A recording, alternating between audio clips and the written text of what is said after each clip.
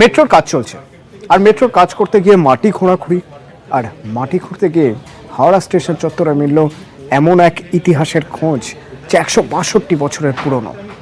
সংরক্ষণের কথা ভাবছে রেল।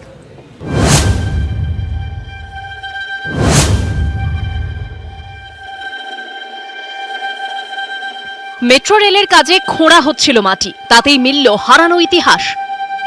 হাওড়া স্টেশনে মাটি খুঁড়ে পাওয়া গেল প্রায় 162 বছরের পুরনো রেল লাইন। 1854 সালের 15ই আগস্ট হাওড়া স্টেশনে শুরু হয় রেল চলাচল।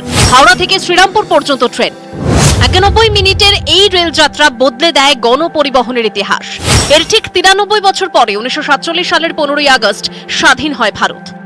সেই হাওড়া স্টেশনের নিচেই পাওয়া গেল মাটি চাপা ইতিহাস।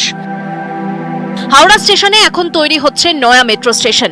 মেট্রো স্টেশনের পথ বানাতে গিয়ে মাটির কয়েক মিটার নিচে পাওয়া গিয়েছে 162 বছরের পুরনো rail line Howrah DRM building এর কাছে। নির্মাণকারী সংস্থা মেট্রোর জন্য যে পথ তৈরি করার যখন কাজ করছিলেন তখনই মাটি খুঁড়ে এই রেলের অংশ উদ্ধার করা হয়েছে।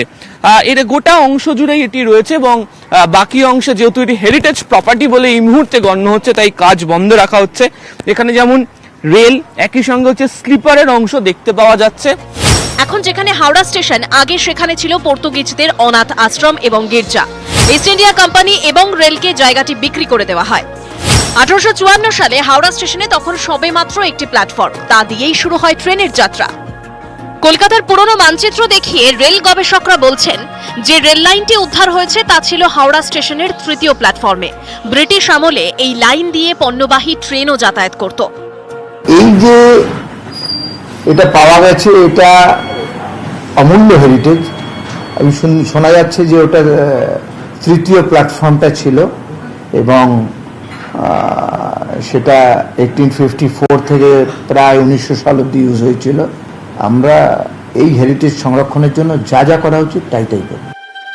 উদ্ধার হওয়া প্রাচীন রেল লাইন এবং স্লিপার রেল মিউজিয়ামে রেখে দেওয়ার কথা ভাবছে পূর্ব রেল।